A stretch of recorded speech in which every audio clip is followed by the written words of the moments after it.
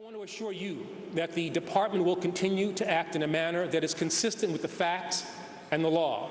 Cases are brought on the merits, and the merits are evaluated by the professionals at the Department of Justice. What is the open question then for the administration? If this is not the Zimmerman defense attorney saying that, this is the FBI looking at it independently. They've determined from interviewing nearly 3 people in the case that racial bias was not a factor in the shooting.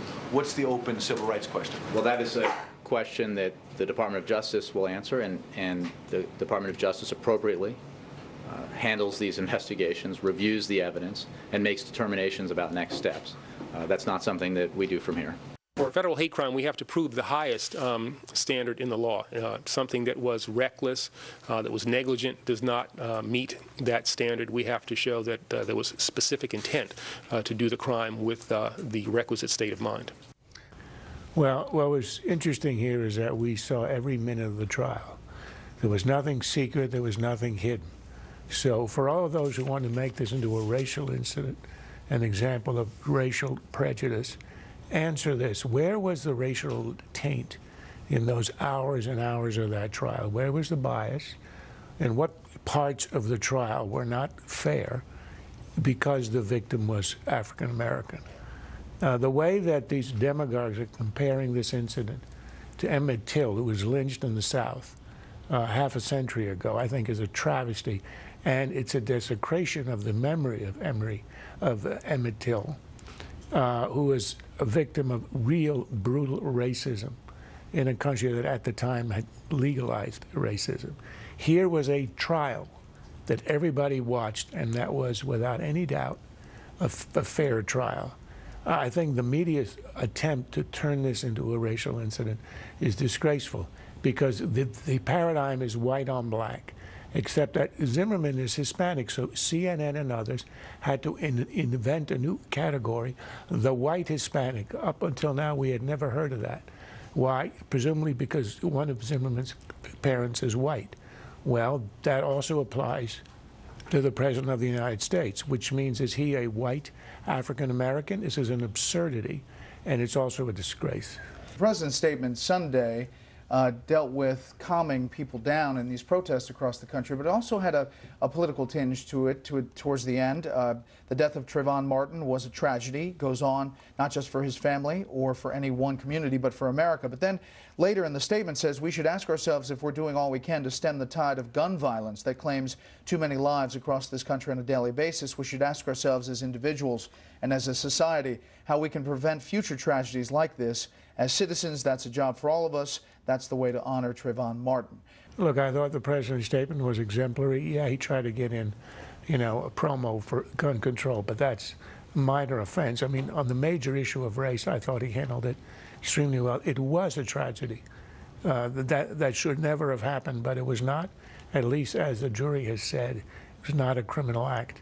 And I thought that the President, in saying a jury has spoken, said a lot, and it helped to calm the waters. It was not a meeting, if it occurred, that the United States was involved in, so I just don't have any more information on it. I would say that the Muslim Brotherhood, number one, is doing what it does best, which is pretending that it really understands the situation and is desperately trying to recover. They are going back to what had been their previous strategy for getting into power in the first place, which is to work secretly, to attack, to actually defame and to spread distortions and lies about their enemies, to spread division among their enemies. What about this meeting of trying to reverse the Muslim Brotherhood's fortunes?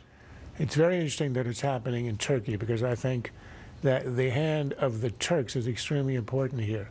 Erdogan, the president of Turkey, I think sees himself as the new successor to the Ottoman Empire. The Ottomans, the Turks, controlled the Arab world for half a millennium until the First World War. And now what Erdogan has done by supporting the Brotherhood is he sees Turkey now as the great guarantor and ultimately the senior ally of the Muslims, the Sunni Muslims, and he has seen the Brotherhood in Gaza, in Egypt, in northern Africa, and even the Brotherhood in Syria in the civil war as the instruments of this resurgence of Turkish hegemony in the region. So all of and they had their high moment with the election of Morsi, and then within a year, it's all dissolved. And that, I think, is the great reaction now. Is there any way to salvage this? Is there any way to restore them to power? I'm not sure the answer is yes, because the Brotherhood would have to go to war, as the Brotherhood did in Algeria in the 90s, and lost. It looks as if they're going to go underground instead.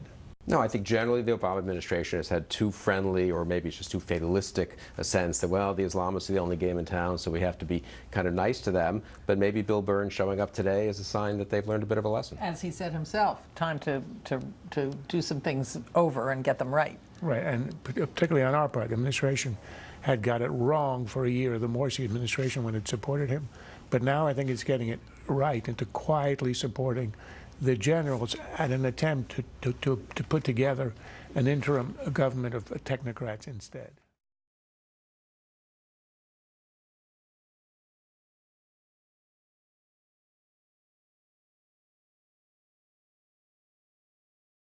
This has been a Sunfish production.